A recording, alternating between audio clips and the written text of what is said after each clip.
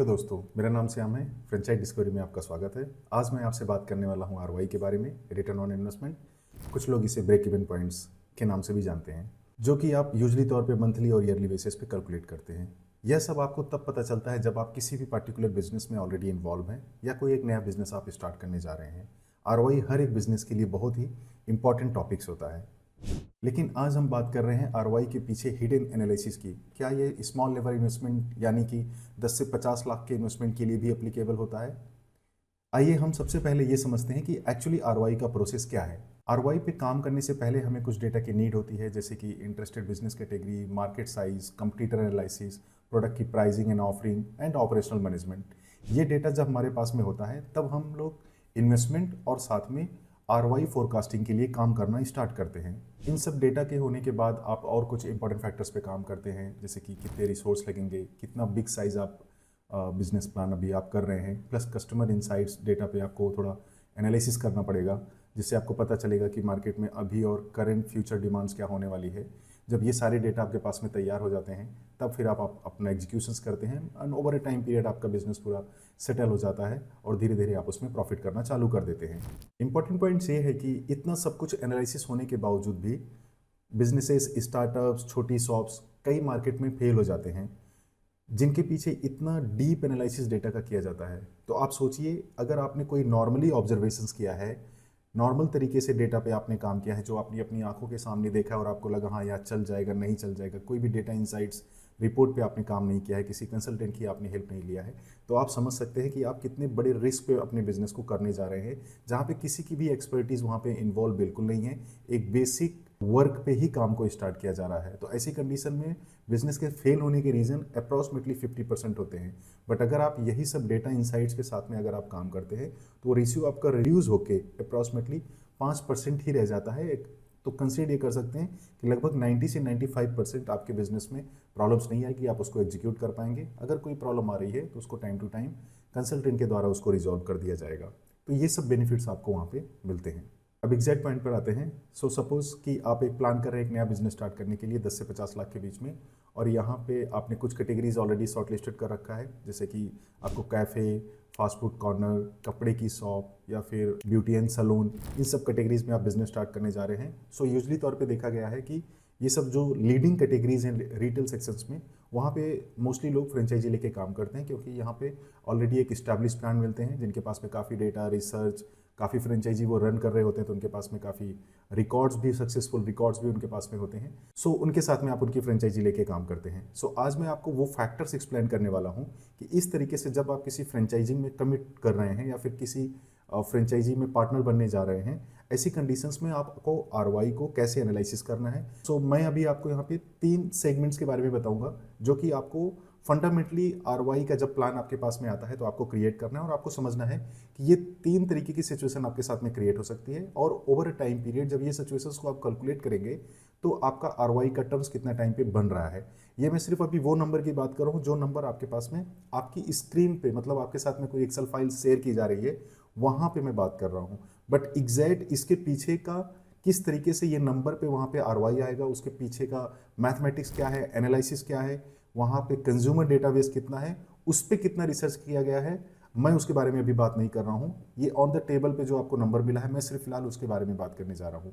आइए मेरी स्क्रीन पे देखिए, मैंने पूरा एनालिसिस ऑलरेडी कर रखा है, ऑलरेडी पूरा कैलकुलेशन सिस्टम लगा रखा है, आपके लिए समझने के लिए भी ईजी होगा। और लेटर ऑन मैं इसको डिस्क्रिप्शन में भी डाल दूंगा, जहाँ से आप डाउनलोड करके आप अपने बिजनेस के सेगमेंट्स को वहाँ पे डालेंगे। सब कैलकुलेशन लगा हुआ है, तो आप अपने बिजनेस में कितना प्रॉफिट एंड लॉस बना पा रहे हैं, वो सारी चीज़ें आप यहाँ पे देख पाएंगे। सो स्क्रीन पे देखिए, मान लीजिए कि आप एक आइसक्रीम का बिज़नेस करने जा रहे हैं। यहाँ पे आप देख सकते हैं, अगर वो 5 लाख का बिज़नेस कर रहा है, सो ऑब्वियसली 2 तरीके के होता है कि कुछ बिज़नेस स्विगी जोमेटो ऑनलाइन के थ्रू होता है और बाकी ऑफलाइन बिजनेस होते हैं। मैंने यहाँ पे ऑलरेडी कैलकुलेट किया, मान लीजिए 5 लाख का बिज़नेस कर रहे हैं तो 65% बिजनेस मैंने कैलकुलेट कर दिया, 3,25,000 रुपीज़ की डाइन इन हो रहा है, मतलब कस्टमर्स आ रहे हैं वहाँ पे, एंड ऑफलाइन 35% हो रहा है। सो मंथली टर्नओवर हो गया आपका 5 लाख का। मैंने यहाँ पे जीएसटी 5% लगता है, वो मैंने अभी एग्जीक्यूट नहीं किया है। समहाउ जब आपके पास आरवाई प्लान आता है तो उसमें जीएसटी छोड़ के डेटा दिखाया जाता है। सो कंसिडरिंग ऑन दैट कि अगर आपके पास कैसा आरवाई आ रहा है तो वहाँ पे आप ये ऐड ऑन कर सकते हैं। नेट सेल्स हो गया आपका 5 लाख का, पर डे आपका 16,667 का आपका सेल्स हो रहा है। सो इस तरीके के बिजनेस में रेंटल आपका 70,000, इलेक्ट्रिसिटी 20,000, स्टाफ की salary 30,000 rupees, miscellaneous, marketing cost, packaging cost, banking payment charges, वो सब मिलाए हमने 1,44,000 का आपका फिक्स एक्सपेंसेस है। उसके बाद में फूड कॉस्ट आइसक्रीम में अप्रॉक्सीमेटली 50% के आसपास होता है। सो फूड कॉस्ट हमने 50% लिया हुआ है। रॉयल्टी कस्टमर्स को आप 5% पे करते हैं ब्रांड को। समहाउस अगर आप रॉयल्टी नहीं पेड करते हैं तो वहाँ पे फूड कॉस्ट आप देखेंगे तो लगभग 55% होता है, तो बात वही हो गई। Delivery partner commission Swiggy Zomato पे जो आप पे कर रहे हैं वो अप्रॉक्सीमेटली 38,500 पे कर रहे हैं, कंसीडरिंग सेल्स ऑफ दिस 1,75,000। अब अगर मैं इसको टोटल कैलकुलेट करता हूँ तो सब टोटल जो आपके पास में आता है वो आता है 4,57,500 रुपीज़। नेट प्रॉफिट आपका 42,500 होता है। कंसीडरिंग दिस कि अगर आप अप्रॉक्सीमेटली आपने इन्वेस्टमेंट 15 लाख का किया है तो आपको 35 मंथ्स का टाइम लगता है आपका आरओआई आने के लिए। अब सम हाउस अगर आपका बिजनेस ज़्यादा हो रहा है या फिर कम हो रहा है, so starting in a business हो सकता है वो 3 से 4 लाख का स्टार्ट होगा, बट आगे चल के वो एवरेज सेल्स 5 लाख का मेंटेन करेगा, तो आपको स्टार्टिंग के फर्स्ट क्वार्टर में सेम कैलकुलेशंस को आप लगाएंगे। यहाँ पे मान लीजिए फर्स्ट क्वार्टर में आपका 4 लाख का बिजनेस हो रहा है, तो यहाँ पे अगर आप प्रॉफिट देखने जाएंगे तो केवल 5,200 रुपीज़ का आपको यहाँ पे प्रॉफिट आ रहा है, जो कि काफ़ी कम है। ऐसी कंडीशंस में आपको बिजनेस में लॉस होने के चांस होते हैं, आप बिजनेस को एग्जिट कर देते हैं। बट सम हाउस अगर आपका बिजनेस यहाँ पे ऑटोमेटिक 6 लाख के आसपास का अगर वो सेल कर रहा है, 7 लाख का सेल कर रहा है, तो आपकी जो आरओआई होती है वो अभी आप देखेंगे यहाँ पे 19 मंथ्स में आ गया। तो हमें ये देखना है कि यहाँ पर्टिकुलर ये जो आरओआई है ये ओवर अ टाइम पीरियड में 3 क्वार्टर में हमने डिवाइड किया है। 3 क्वार्टर के हिसाब से कि पहले क्वार्टर में मान लीजिए 4 के हिसाब से हुआ, फिर 5 के हिसाब से हुआ, फिर 6 के हिसाब से हुआ। तो जब भी आप बिजनेस स्टार्ट कर रहे होंगे तो आपको आरओआई कैलकुलेशन इस तरीके से मिलता है, तो आपको उसको एडजप्शन करना होता है, जो कि यहाँ पे स्क्रीन पे मैंने कैलकुलेशन ऑलरेडी किया हुआ है, आप देख सकते हैं। सिमिलरली वे में अगर मैं जाता हूँ यहाँ पे, अगर आप कोई फास्ट फूड का बिजनेस स्टार्ट करते हैं, सेम तरीके से मैंने वहाँ पे 4 लाख का सेल्स दिखाया है। सेल्स को मैंने उस तरीके से बाइफिकेट किया हुआ है, आप यहाँ पे स्क्रीन पे देख सकते हैं। और अगेन इसमें आप 44,600 का प्रॉफिट बना रहे हैं। सो आरओआई अप्रॉक्सीमेटली 34 मंथ्स, ये एवरेज आरओआई है। अगर इतना सेल्स आप कर रहे हैं तो 34 मंथ्स में आता है। सिमिलरली वे में मैंने कोई डेजर्ट्स पार्लर पे आप काम कर रहे हैं तो उन पे क्या होता है, फूड कॉस्ट कम होता है। So considering on that the desert cost में अप्रॉक्सीमेटली 30% फूड कॉस्ट होता है। जैसे वफल और पैनकेक्स वगैरह आप बिजनेस स्टार्ट करते हैं, सो वहाँ पे 36 मंथ्स के आसपास में आरओआई हो रहे हैं, उसके अपने एक्सपेंसेस हैं, उस तरीके का यहाँ पे हमने डेटा डाला हुआ है। सेल्स कभी आप देखेंगे डाइनिंग मैंने 60% दिखाया है, फूड डिलीवरी 40% है, formula for the dessert business. But अगर आप फास्ट फूड में आते हैं तो वहाँ पे मैंने 70 और 30% का दिखाया है। तो अकॉर्डिंगली आपको देखना है कि आपका किस परसेंटेज के बेस पे हो रहा है, आप यहाँ पे डालोगे, सिस्टम में ऑटोमेटिक फीड होकर आपको बता देगा। रेंटल कॉस्ट आप अपने हिसाब से यहाँ पे डाल के एनालिसिस कर सकते हैं। अब considering this point of this business outlet कि आप एक कपड़े का बिजनेस या फिर इस तरीके से रेडीमेड कोई भी हो गया, अपैरल, शूज़, एनी बिजनेसेस में आप आ रहे हैं जहाँ पे आपको रेडीमेड चीज़ें आती हैं और आपको सिर्फ डायरेक्ट वहाँ पे सेल करना होता है। ऐसी कंडीशंस में जो उनकी प्रोडक्ट की कॉस्टिंग होती है, जिसको हम इन्वेंट्री बोलते हैं, वो लगभग 50 से 60% के आसपास में होता है। सो मैंने उसको भी यहाँ पे कैलकुलेट किया है। यहाँ पे ऑनलाइन जैसा कुछ भी नहीं होता है। सो मान लीजिए बिजनेस यहाँ पे 20 लाख का बिजनेस उन्होंने बताया कि महीने का होता है। सो 5 से 12% के आसपास में उसकी जीएसटी लगती है। सो जीएसटी का भी यहाँ पे कैलकुलेशंस मैंने डाल दिया है फॉर दिस आरओआई। आपका कितना क्या लग रहा है आप उसके हिसाब से कैलकुलेट कर सकते हैं। रेंटल मैंने यहाँ पे बता दिया है कि आप 2 लाख का आपका रेंटल है, तो आप यहाँ पे रेंटल देख सकते हैं। इलेक्ट्रिसिटी भी उसके हिसाब से, सारी चीज़ें हमने स्टाफ सैलरी वगैरह सब बाइफिकेट किया हुआ है। सो महीने का 1,60,000 रुपीज़ आप बना रहे हैं, जहाँ पे भी आपको आरओआई 25 मंथ्स में आ रही है। अब कंसीडरिंग ऑन दैट कि अब आपको जिस बिजनेस में कितना एक्सपेक्टेड आरओआई आपका है, उस बेस पे ये पूरे कैलकुलेशंस आप लगाएंगे। अब आप उसको डिवाइड कर सकते हैं, क्वार्टर टू क्वार्टर बिजनेस कैसे इंक्रीज होगा, उसके हिसाब से हर क्वार्टर पे आपको कितना परसेंट आरओआई आ रहा है। जब आप 4 क्वार्टर पे जाके आरओआई कैलकुलेट करेंगे तो आपको ईयरली रिटर्न के बारे में पता चलेगा। सिमिलरली फिर नेक्स्ट ईयर और थर्ड ईयर, फिर टोटल कैलकुलेशंस करके आपको एक एवरेज आरओआई आ जाएगा। सो कंसीडरिंग ऑन दैट जो आप सोचते हैं कि नहीं मुझे 15 से 20 महीने 12 महीने में आरओआई आ जाता है, so some house it can be the possible, but वो 1% या 2% होता है। बाकी सारी चीज़ें मार्केट के हिसाब से चलती हैं। और अगर आप बिजनेस करने जा रहे हैं तो आप ये मान के चलिए कि मुझे मार्केट के हिसाब से करना है। बेस्ट आरओआई 25 से 32 और 35 महीने के बीच का होता है। आप इस कैलकुलेशन बेस पे ही आप बिजनेस में इन्वॉल्व होइए और यही एक्सेप्टेशन लेके आप करेंगे तो कभी भी कोई डिस्प्यूट्स नहीं होगा और उसके अकॉर्डिंगली आपको सपोर्ट मिलेगा और आप प्रॉपरली आप बिजनेस कर पाएंगे। सो यूजली तौर पे जब भी आप एक अपना बिजनेस स्टार्ट करने के लिए सोचते हैं तो आप अपनी इंटरेस्टेड जो कैटेगरी है उसके बारे में सोचते हैं, आसपास आप ब्रांड के साथ में कनेक्ट करते हैं और 2 से 3 ब्रांड के साथ में आप क्वेरीज करते हैं जहाँ पे सारे ब्रांड्स अपनी डिटेल्स आपके साथ में शेयर करते हैं। बाद में आप उसको एनालिसिस करते हो कि किसका आरओआई पहले आ रहा है, किसका आरओआई बाद में आ रहा है, जो आपको आरओआई में और ऑपरेशनल में या फिर रॉयल्टी नहीं चार्ज कर रहा है। इस तरीके के जो भी अट्रैक्टिव ऑफर्स आपको मिलते हैं, आपको लगता है ये मेरे लिए बेस्ट है और जाना चाहिए।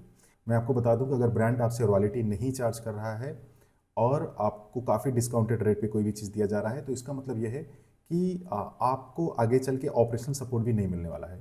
कोई भी ब्रांड जो इस्टेब्लिश हुआ है, जो काम करता है, उसका जो पूरा ऑपरेशनल मैनेजमेंट होता है वो जो आप महीने की रॉयल्टी देते हैं उस बेस पे होता है। सो मेरा पहला ऐसा एडवाइस है कि आपको ये देखना है कि मैं जो पे कर रहा हूँ, जो मैं रॉयल्टी पे करूंगा उसके अगेंस्ट में आपको क्या रिटर्न आने वाला है, ऑपरेशनल सपोर्ट कितने मिलने वाले हैं, किस किस तरीके के ऑपरेशनल सपोर्ट की आपको हेल्प होगी, आप उसके बारे में पूरा समझिए। एक सबसे बड़ा इंपॉर्टेंट पॉइंट्स है, क्योंकि आप पहली बार बिजनेस में आते हैं तो आपको ऑपरेशनल का जो स्ट्रगल प्रोसेस होता है जब आप बिजनेस स्टार्ट करते हैं उसके बाद जो होता है वो एक्चुअली अभी आपको नहीं समझ में आता है। आपको लगता है आप एक बहुत ही बेसिक ऑब्जर्वेशन करते हैं कि नहीं, वहाँ 2 से 3 लोग के स्टाफ काम करेंगे, ये चीज़ें रह गए तो ईजिली मैनेज हो जाएगा। वो उसके लिए अगर मुझे कोई रॉयल्टी फ्री दे रहा है तो क्या ही प्रॉब्लम है, क्योंकि रॉयल्टी फ्री आपको दे रहा है तो ऑपरेशनल सपोर्ट में मुझे ऐसा पता है 100% कि वो आपको सपोर्ट नहीं कर पाएगा। बट आप उसके साथ बिजनेस करते हैं और फिर आगे चल के क्या होता है, 6 महीने आप चलाते हैं, आप बिजनेस को ऑपरेशनली मैनेज नहीं कर पाते हैं, आप भी बंद कर देते हैं और ब्रांड भी आपको सपोर्ट नहीं कर सकता है उतना, क्योंकि उनका जो बिजनेस है वो आपके साथ में रिकरिंग बिजनेस बिल्डअप ही नहीं हो रहा है। तो कहीं पे भी किसी भी तरीके से प्रोडक्ट अगर वो आपको सप्लाई कर रहे हैं तो उसमें इतनी सारी मार्जिन वो लोग नहीं बना पाते हैं जिसके लिए उनके आपके बेसिक एक्सपेंसेस में ही चीज़ें कवर हो जाती हैं।